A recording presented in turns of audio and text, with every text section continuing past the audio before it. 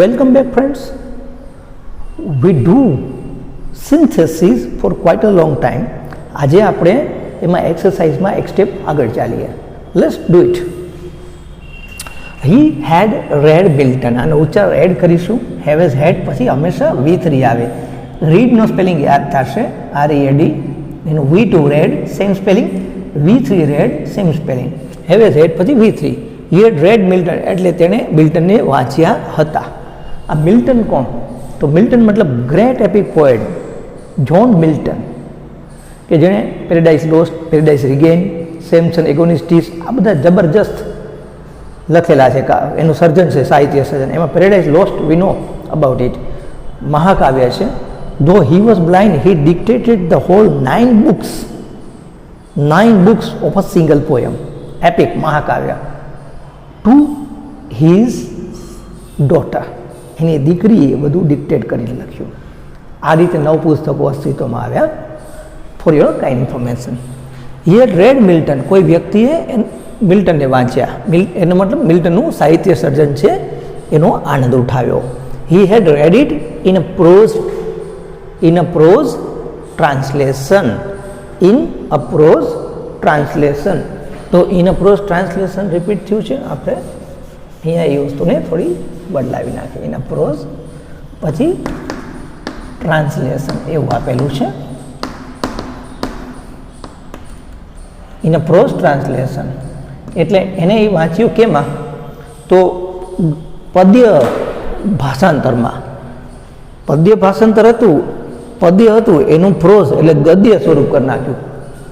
જે કાવ્યાત્મક શૈલીમાં લખેલું હતું, કાવ્ય છે એ કાવ્યને ગદ્ય સ્વરૂપ બનાવી દીધું. બરાબર? તો એવું એને વાંચ્યું. He had read it when he was 14. જ્યારે 14 વર્ષના હતા ને ત્યારે એને વાંચ્યું. હવે પેરેડાઇઝ લોસ્ટ જો તમે વાંચો તો it's quite a difficult task. તમને સીધું સમજાઈ નહીં જાય. થોડુંક વાંચનનો અનુભવ હોય ને તો સરળતાથી થશે, નહીં તો થોડું મહેનત કરવી પડશે. પણ કોઈ જીનિયસ વ્યક્તિ હશે 14 વર્ષે એને વાંચ્યું. જે કૃષ્ણમૂર્તિ છે, T.S. એલિયટ છે, જ્હોન મિલ્ટન છે, આ બધા આપણે બહુ સરળતાથી છાપું વાંચી એમ વાંચી નાખો એટલે બધું મગજમાં ઉતરી જાય એવું નથી હોતું. You have to study properly. પણ કોઈ જીનિયસ વ્યક્તિ હશે 14 વર્ષે એણે વાંચ્યું. હી ટોલ્ડ અસ ધીસ, એવું એણે એમને કીધું. તો આપણે શરૂ કેમ કરશું મિત્રો? તો શરૂ કરવામાં તેણે અમને કીધું કે આવી રીતે થવું જોઈએ. તો આ વાક્યનો પહેલો નંબર આપી દેવો પડે.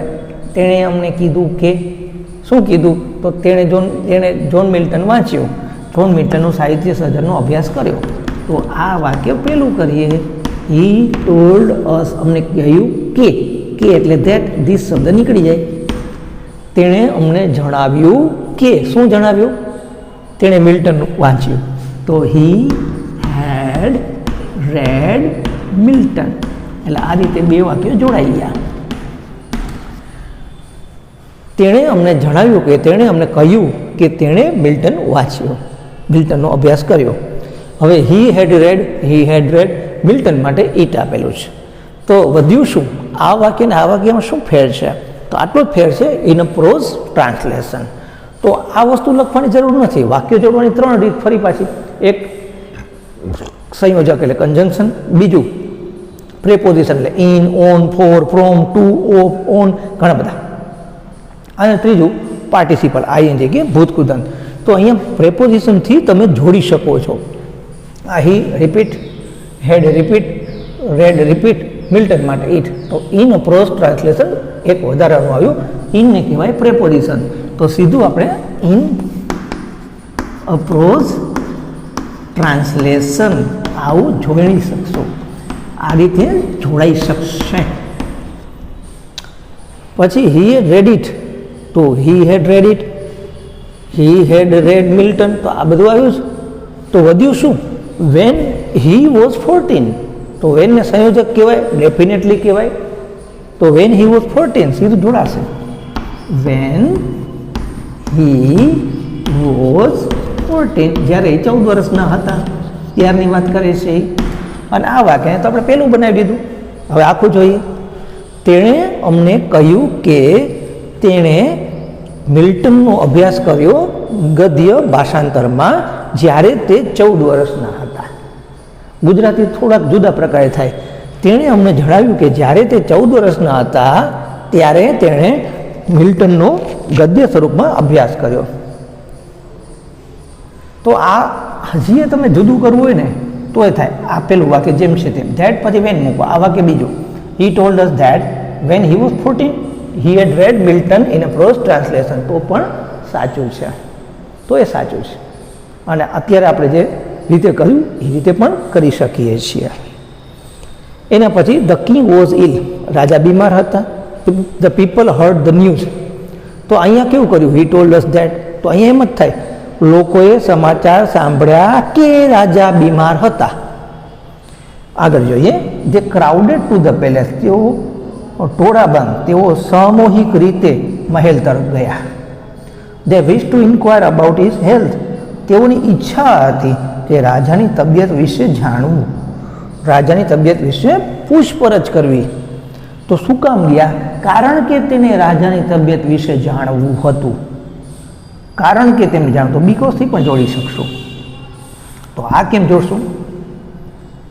તો આને પેલું કરી શકીએ, લોકોએ સમાચાર સાંભળ્યા કે રાજા બીમાર હતા, તેથી તેઓ મહેલ તરફ ટોળાબંધ ગયા. સમાચાર સાંભળ્યા તેથી તેઓ ગયા, કારણ કે તેમને તેમની તબિયત વિશે પૂછપરછ કરવી હતી. આ રીતે પણ જોડાય. આ વખતે કામ કરીએ, આપણે મેક્સિમમ આજે સમજીએ છીએ, કારણ કે ગુજરાતી આપણી લોકબોલીની ભાષા એવી છે કે આપણે બધી જગ્યાએ સંયોજક મૂકવાની આદત છે. તો હું એ રીતે મૂકીને પછી સંયોજક ન મૂકીએ તો કેવી રીતે જોડાય ઓછા સંયોજકોથી, એ પણ જોઈએ. પણ સૌથી પહેલું આપણે બધા સંયોજક મૂકીને ચેક કરીએ. તો પેલું વાક્ય બીજું, બીજા વાક્યને પેલું કરો, ધ પીપલ હર્ડ. ધ્યાન રાખજો, હર્ડના સ્પેલિંગમાં ઈડી નહીં આવે, ખાલી ડી આવે. હર્ડ ધ ન્યૂઝ, લોકોએ સમાચાર સાંભળ્યા કે એટલે ધેટ. શું સમાચાર સાંભળ્યા? રાજા બીમાર હતા. That the king was ઇલ. લોકોએ સમાચાર સાંભળ્યા કે રાજા બીમાર હતા, તેથી તેઓ ટોળાબંધ, સંખ્યા થોડી જથ્થામાં મહેલ તરફ ગયા. સો ધે ક્રાઉડેડ, ભેગા થયા, એકઠા થયા, એમ પણ કહી શકીએ. ક્રાઉડેડ ટુ ધ પેલેસ, મહેલ. શું કામ એને ભેગા થયા? કારણ કે તેમને રાજની તબિયત વિશે પૂછપરછ કરવી હતી, પૂછવું હતું. ઇન્ક્વાયર મતલબ પૂછવું. તો બીકોઝ, કારણ કે એટલે because they wished to inquire about his health. હવે આના સિવાય કોઈ પદ્ધતિ હોય, પહેલાં આપણે એને જોઈ લઈએ. લોકોએ સમાચાર સાંભળ્યા કે રાજા બીમાર હતા, તેથી તેઓ સંખ્યામાં જથ્થાબંધ, ટોળાબંધ રીતે મહેલ તરફ ગયા, કારણ કે તેમણે રાજાની તબિયત વિશે પૂછપરછ કરી, પૂછવું હતું. આ એક પદ્ધતિ. બીજી પદ્ધતિ, the people heard the news that the king was ill. આ બરાબર છે, king was ill. So they crowded to the palace to inquire. ટુથી જોઈન કરી શકો. ધ્યાન રાખજો, ભેગા થવાનો હેતુ શું? તો કે તબિયતની જાણકારી મેળવવાની. ભેગા થવાનો હેતુ તબિયતની જાણકારી મેળવવી. હેતુ ટુથી જોડાય, આ ટુ છે જ. એટલે તમે આ બીકોઝ જે વિશ્ડ છે ને એ ન લખો અને સીધું to inquire about his health લખો તો પણ તમારા વાક્ય સાચું જ સાબિત થશે. આ ખાસ ધ્યાન રાખજો. પછી ક્રમ બદલાવવો હોય તો ક્રમ બદલાવવો હોય તો એ થાય. એટલે the people heard the news that the king was ill. King was ill. પછી તો શું કરશો? સમાચાર જાણ્યા કે રાજા બીમાર હતા. So they crowded to the palace to inquire about his health અથવા because they wish to inquire about his health. આ વાક્યને પહેલું બનાવવું એ ખાસ સમજજો, કારણ કે રાજા બીમાર હતા, એ લોકોએ સમાચાર સાંભળ્યા, તો લોકોએ સમાચાર સાંભળ્યા કે રાજા બીમાર હતા, એટલે બીજું પહેલું થાય ને પહેલું બીજું થાય. આને સમજવું જોઈએ. આના માટે આપણે ભાવાર્થ, ભલે ભાષાંતર ના કરી શકીએ તો કાંઈ નહીં, પણ એટલીસ્ટ ભાવાર્થ યોગ્ય રીતે કરવો જોઈએ તો થઈ જશે કામ. બરાબર? બહુ ઇઝી છે. Practice max main perfect. જેમ જેમ પ્રેક્ટિસ કરીએ એમાં કામ થતું જશે. જો આદત નહીં હોય તો at least you have to study 10-15 synthesis, then you can do it, right?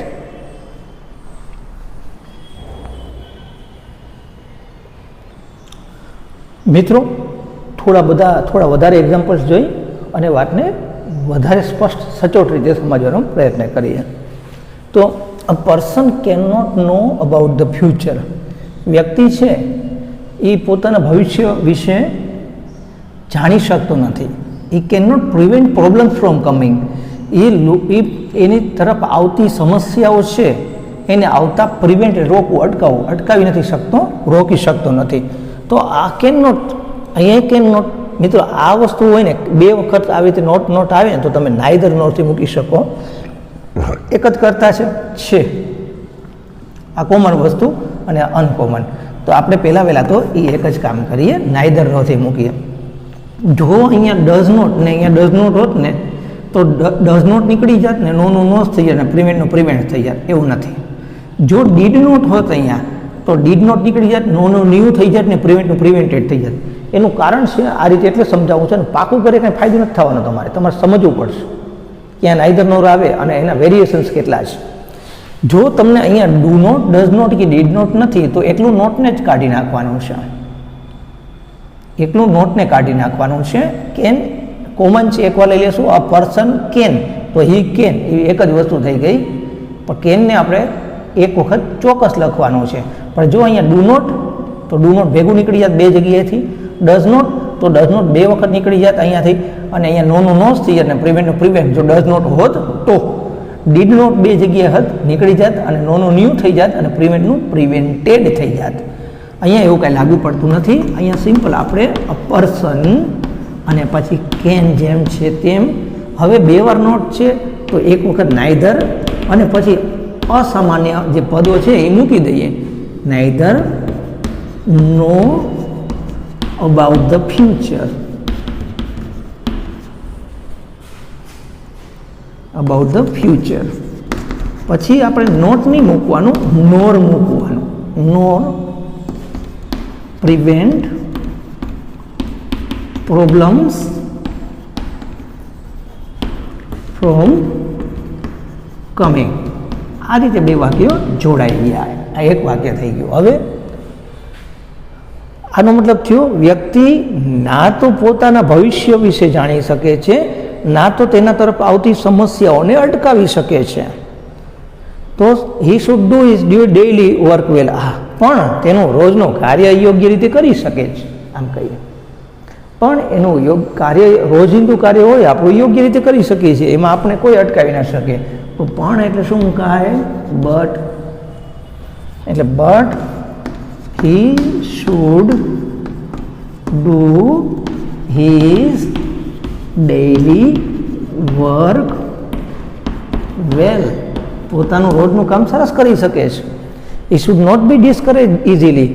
અને સરળતાથી એ ડિસ્કરેજ એટલે હતાશ, નિરાશ નથી થઈ શકતો. એ આપણા હાથની વાત છે. ધ્યાન રાખજો, સમસ્યા 10% બનતી ઘટનાનું યોગદાન, 90% આપણી પ્રતિક્રિયાનું યોગદાન હોય છે. એટલે ડિસ્કરેજ થઈએ, ઠીક છે, આપણે માણસથી પ્રતિક્રિયા આપી દઈએ, પણ કાયમ એક સરખી આપીએ તો ખોટું છે. એટલે આપણે આને એન્ડથી જોડી દઈએ. તો એન્ડ પછી શુડ બે વાર છે, હી એ બે વાર છે, જરૂર નથી, સીધું નોટથી જોઈન્ટ કરી દો. એન્ડ નોટ બી પછી ડિસ્કરેજ ઇઝીલી, એમને આપણે લખી નાખીએ છીએ. Discourage easily. આ રીતે આપણું વાક્ય થાય. આખું જોઈએ વ્યક્તિ ના તો પોતાના ભવિષ્ય વિશે જાણી શકે છે, ના તો આવતી સમસ્યા આવનારી સમસ્યાઓને અટકાવી શકે છે, પણ એનું રોજનું કાર્ય યોગ્ય રીતે કરી શકે છે અને સરળતાથી હતાશ થતો નથી. આ રીતે આપણે કહીએ છીએ. એના પછી કઈ રીતે? શેફર્ડ એટલે ભરવાડ, સો ધ ટ્રાવેલર ભરવાડે મુસાફરને જોયો. He was coming toward the કેવ. તો આ હી કોના માટે? ટ્રાવેલર. બરાબર, વોઝ ટ્રાવેલર માટે મૂક્યું છે. તો કમિંગ ટુવર્ડ ધ કેવ, તો ફરીથી હું યાદ કરાવું, વાક્ય જોડવાની ત્રણ રીત. એક સંયોજક and, but, so, therefore, or, otherwise, but, પછી yet, still, though, although, however, as, in spite of, despite, who, where, when, which, why, ઘણા બધા. બીજા preposition to, for, from, on, by, before, after. અને ત્રીજી પદ્ધતિ પ્રેપોઝિશન આઈએનજી કે ભૂતકૃદંત, present participle કે પરફેક્ટ પાર્ટિસિપલ. આ રીતે. તો અહીંયા પ્રેઝન્ટ પાર્ટિસિપલ છે જ, એનાથી જોઈન્ટ કરી શકશું. હી તો શેફર્ડ માટે છે, એટલે આપણે કહી શકીએ the shepherd saw the traveller coming toward the કેવ. આ રીતે જોડી શકીએ. કોઈ એના પછીનું વાક્ય પહેલું તો નથી બનતું ને, ખાતરી કરી લઈ પહેલાં. હી રોઝ ટુ વેલકમ હિમ. આ રોઝ આજે બીજી વખત આવ્યું. ગુલાબ ન થાય, ઊભા થવું. તે એને આવકારવા ઊભો થયો. બરાબર. He offered him a place in his cave. અને તેને જગ્યા માટેની ઓફર કરી કે આવ ભાઈ, અહીંયા અંદર આવ અને બેસ, અને ઓફર કરી. તો આ બે તો એનથી જોડાઈ ગયા. તો પછી આ બે જોડાઈ ગયા, તો આને કઈ રીતે જોડવું? તો જ્યારે ભરવાડે મુસાફરને તેની ગુફા તરફ, તે ગુફા તરફ આવતા જોયો, ત્યારે તે ઊભો થયો એને આવકારવા અને એને જગ્યાની ઓફર કરી. તો જ્યારે ભરવાડે મુસાફરને જોયું, તો જ્યારે ત્યારે માટે શું મૂકી શકાય મિત્રો? તો આપણે વેનથી શરૂ કરી શકીએ. તો વેન ધ શેફર્ડ એટલે ભરવાડ સો ધ ટ્રાવેલર. પછી અહીંયા વુથી પણ જોઈન્ટ કરી શકાય, પણ કાંઈ જરૂર નથી, કાંઈક નવું કરીએ. વુથી તો આગળ કરેલું જ છે. કમિંગ ટુવર્ડ્સ ધ કેવ. કોઈકને એમ થાય નહીં સર હું તો હુથી જોઈન્ટ કરીશ, તો when the shepherd saw the traveller who was coming toward the cave એમ પણ ચાલે. બરાબર. પછી કોમાં જ્યારે ભરવાડે મુસાફરને તે ગુફા તરફ આવતા જોયો, ત્યારે તે ઊભો થયો. હી વોઝ ટુ વેલકમ હિમ. એને આવકારવા ઊભો થયો. એન્ડ પછી પાછું હી લખવાની જરૂર નથી. એન્ડ ઓફર્ડ, સીધું ઓફર્ડ જ આવશે. And offered him a place in his cave. આ રીતે આપણે જોઈન્ટ કરી દઈએ. ફરીથી when the shepherd saw the traveler who was coming અથવા coming toward the cave, he rose to welcome him and offered him a place in his cave. એ પાછું લખવાની જરૂર ન હોય. જ્યારે એનથી જોડી છીએ તો રિપીટ નહીં કરવાનું. જે આગળ આવી ગયું છે એને આપણે દૂર કરી શકીએ. એનથી જોડીએ ત્યારે આપણે એક સેપરેટ વિડીયો બનાવેલો છે, એમાં એની ચર્ચા કરેલી છે. સિન્થેસિસનો ફર્સ્ટ પાર્ટ છે, એમાં આપણે આની ચર્ચા કરી ગયા છીએ. Alright friend, very easy topic. પ્રેક્ટિસથી આપણે આ કરશું અને મજા આવે એવો ટોપિક છે. કારણ કે એકથી વધારે રીત છે. કોઈકને એક વિચાર આવે, બીજાને બીજો વિચાર આવે, કોઈકને ત્રીજો વિચાર આવે, ત્રણેયના વિચાર સાચા હોય અને કોઈકને ચોથો આવે એ સાચો હોઈ શકે. ઇન શોર્ટ, આમાં એકથી વધારે પદ્ધતિ છે. જો એક એક્સપેરિમેન્ટ કરીએ. આ વેન મૂકીને અહીંયા એસ સુને મૂકી શકાય. As soon the shepherd saw the traveller coming toward the cave, પછી જેમ કર્યું એમ રીતે. કોઈ કેમ કે સર મારે નો સુનર મૂકવું હોય તો no sooner did the shepherd see. As soon as the shepherd શું હાર્ડલી મૂકવું હોય તો hardly had the shepherd seen. તો જો નો સુનર મૂકો ને તો અહીંયા અચૂક તમારે ધ્યાન મૂકવું પડે. હાર્ડલી અહીંયા મૂકો ને તો અહીંયા તમારે વેન મૂકવું પડે. આ બધી વસ્તુઓનું ધ્યાન રાખવાનું. જ્યારે તમારી પાસે ચોઈસ છે કે તમને અનુકૂળ લાગે એ પદ્ધતિ જોડો, તો ભૂલ ન થાય ને એ પદ્ધતિ આપણે સ્વીકારવી, એનો ઉપયોગ કરવો એ વધુ સારું. Okay, thanks for watching this video. આવા જ એક વિડીયો સાથે આપણે ફરી પાછા ભેગા થશું. Thank you once more.